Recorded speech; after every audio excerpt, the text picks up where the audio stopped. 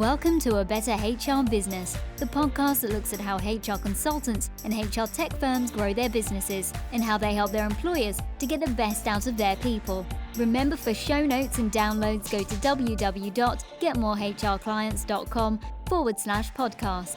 That's getmorehrclients.com/podcast. Okay, let's get started.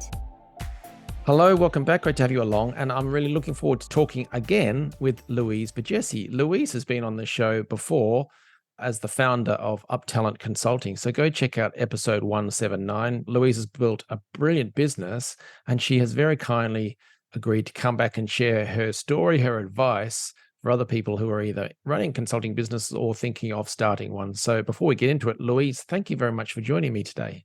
Hey, Ben, good to see you and hear from you again. I'm looking forward to our little talk today. Brilliant. Thank you. Yeah. Whereabouts are you based? Asheville, North Carolina, which that's on the western part of North Carolina in the mountains. Oh, beautiful. Yep. I only heard good things.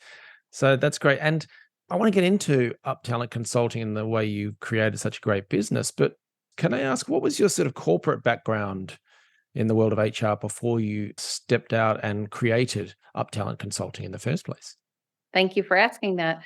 My background is in a couple of different sectors. I first started out in hospitality. I worked for Compass Group here in the US. It is a global company, but I worked out of the Charlotte office and I headed up talent acquisition for Compass Group. My team placed over 10,000 people a year, and I had a team of about 50 people reporting up to me. And then I moved on and switched into the healthcare sector for almost 4 years and worked for Bright Spring Health Services as the vice president of HR and talent acquisition. Nice. What led you to the formation of UpTalen Consulting? Was there an itch? Was there an ambition? What was your thinking and what were you feeling at that point? Yeah, I like to say there was a lot of different drivers.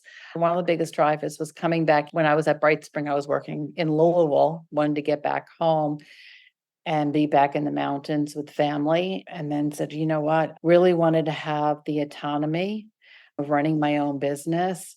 You know, there's a lot of positives about having your own business, being your own boss, creating your own schedule, having that flexibility.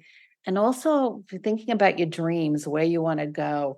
When you work for a company, yes, you can receive a paycheck, you can receive, fringe benefits that go along with that. But when you own your own business, that paycheck can be endless, or whatever you want to do or not do with it is really, for me, was a definite driver.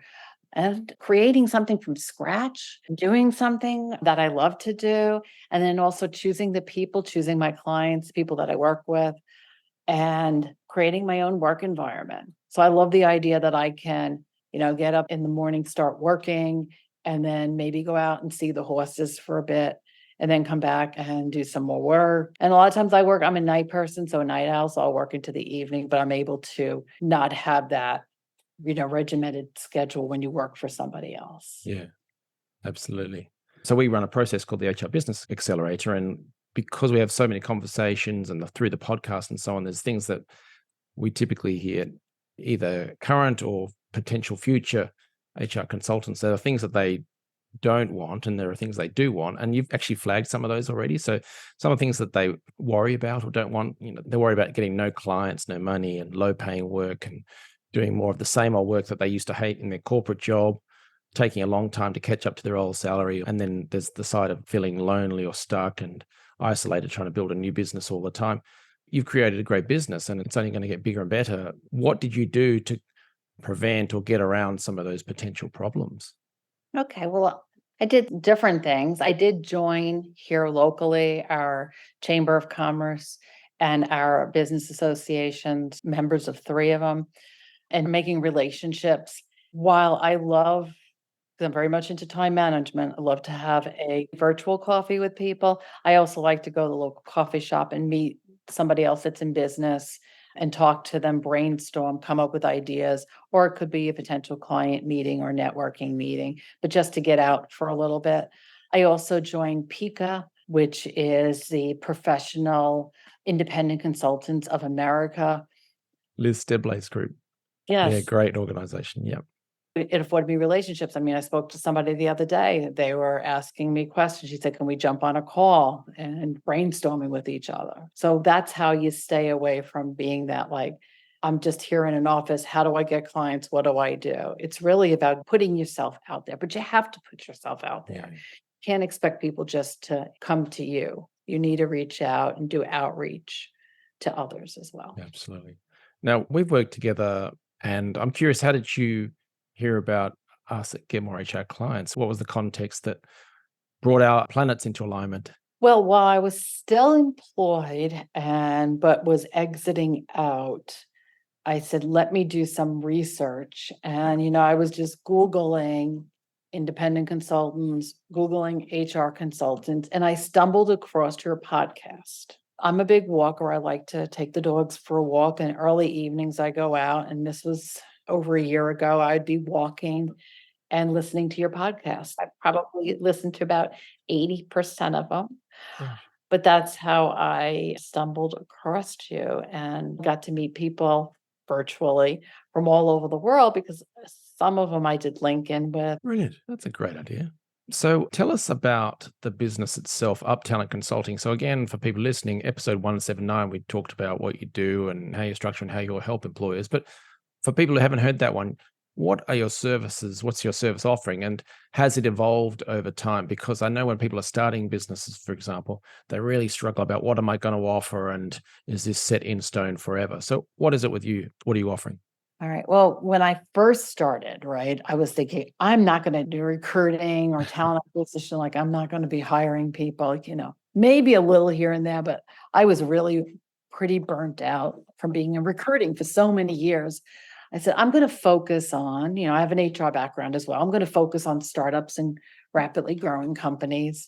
One of my clients, it was referred to me by a family member, and he was a staffing company, and I was able to help him like get his onboarding paperwork and stuff together and get his policies and procedures down. But it was really like, I'm going to focus in on HR handbooks, employee relations, helping companies that don't have HR in place, don't have an HR director or a generalist, and do that for them and try to take that pain away from that business owner. Right. Things evolve though. And when you are I call a subject matter expert in talent acquisition, in recruiting, I have a lot of relationships over the years say, can you recruit this position for me? I'm like, okay, because you also have to make sure that you're keeping the lights on. You need to make sure that you have revenue coming in. And it's a little different when you're running your own company and you're making those decisions on what you want to do and what you don't want to do. And then realizing that, hey, you know what, this isn't that bad. It's different than working in corporate America. And it's also affording me the opportunity to increase my revenue, that I will be surpassing what I made in corporate America. So I am been focused also in talent acquisition.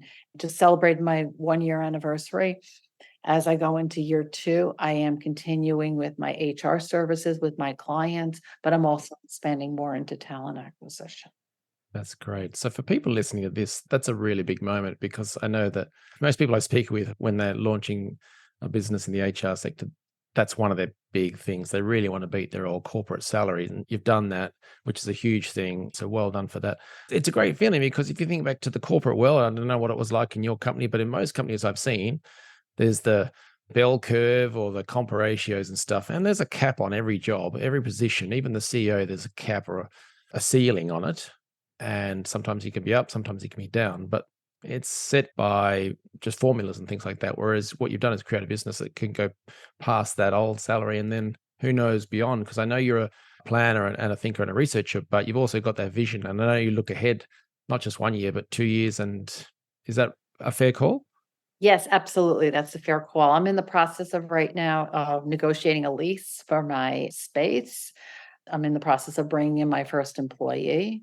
Wow. So can I just ask, why did you choose to hire your first employee? Why hire an employee at all?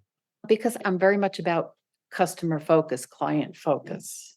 Yeah. And if I want to continue my company, I'm finding that I will spread myself too thin and I won't have that client focus. Right. I always believe in you should be doing the best you possibly can and give back to your clients what they expect. And I don't want it to be diluted. So by bringing in individuals that are very knowledgeable into my organization, I will continue to meet the expectations of my clients. Brilliant. Yeah, absolutely. Back to your point about the services and the way you've adjusted your offerings over time.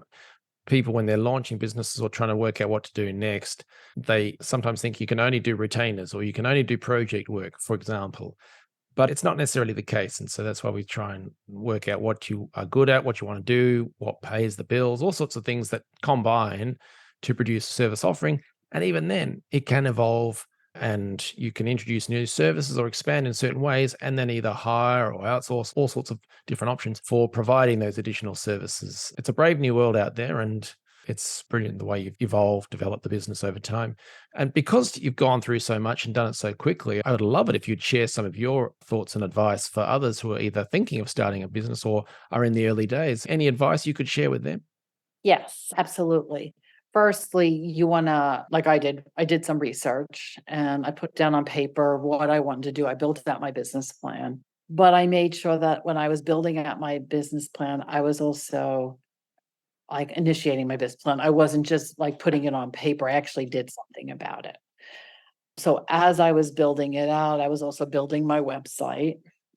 I was thinking about my brand. I was thinking about my name. I started working with you, Ben, back in, I think, late November, December of last year, working on my marketing plan.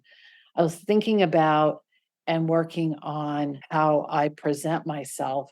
I will be going through a website refresh this year. So just thinking about, it's not that you just do something once, it's one and done. It's like, how can I continue to make it better? And I think I referenced in our last talk was good to great, Jim Collins, and thinking about, how you continue to make things better. So I'm always looking at that, and that would be my recommendation.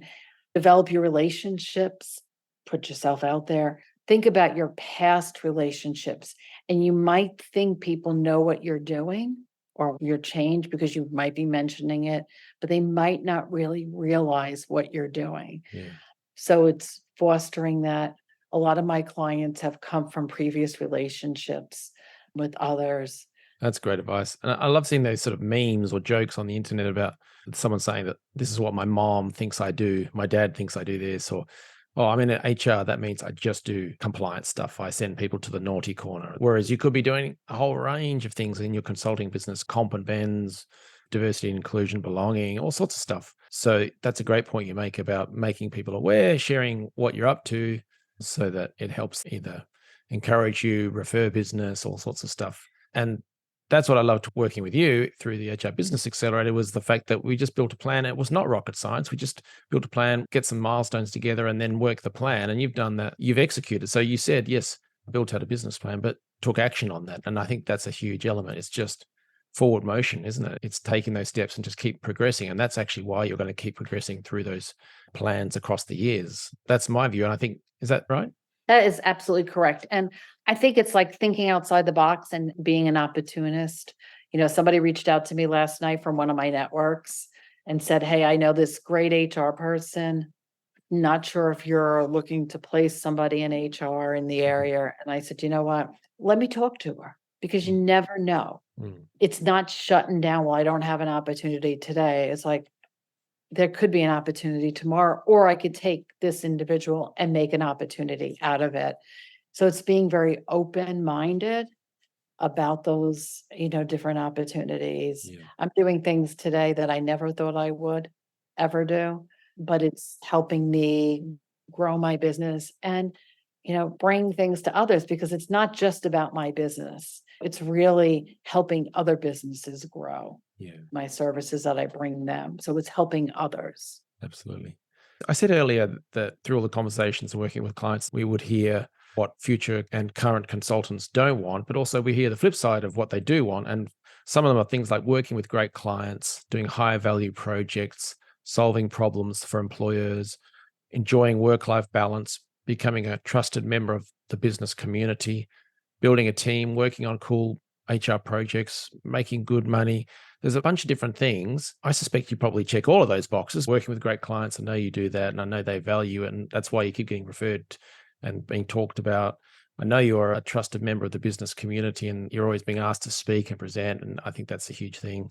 You've described building a team. You've gone past your old corporate salary. You're solving problems for employers and even opening offices in different continents. It's an amazing business you built. Are you glad you did it? Very glad I did it. It's when you get that note from your client saying that she's on a call with the leadership team of one of my clients, and she's the CHRO, and she said, you had a shout out. They were giving you kudos of how you've been helping us. So that makes it worth it. That's brilliant. Hey, last question. Do you have to be Superwoman to do this? Well, no, but you do work hard. You have to love it. And I always believe that you should never work a day in your life. You should always love what you do. Mm. And if you don't like something about what you do, it's in your power to change it. It's hard work. It's important. Some of the attributes of somebody that does this, you have to have very strong relationship building skills, as well as very strong follow-up skills, attention to detail. But it doesn't take a superwoman or man to do this. But it is hard work, but it is very rewarding as well. Hard work, but you got that balance as well. You mentioned the walks and getting out and seeing the horses. And I know you've got a great family and spend time with them and stuff. So 5 children. I have 7 animals. I feel like I have a farm. Yes. And they need time as well. So yeah, it seems like you're making it happen. So really, really well done. And I really appreciate you sharing your story and advice, because I think people find this very, very helpful indeed. I said last question, but where can people find you if they want to refer business to you, work with you, something like that? Where can people find UpTalen Consulting? Well, you can find me on LinkedIn. You can also find me on my website, which is uptalenconsulting.com. Brilliant. And I'm always happy if somebody has any questions, want to reach out to me. There is a link on there with my schedule that I'm happy to grab a few minutes with and have a virtual coffee. Never know what may come of it. Louise, thank you very much. All the best with the new website and all that comes in the future. Thank you again. Thank you, Ben, very much. Thanks for joining us today on A Better HR Business, the podcast that explores the world of HR consulting and HR tech businesses. For show notes and downloads, go to www.getmorehrclients.com/podcast. That's getmorehrclients.com/podcast. Remember to subscribe and share the show with any friends who are busy growing a HR business. Thanks, and see you next time.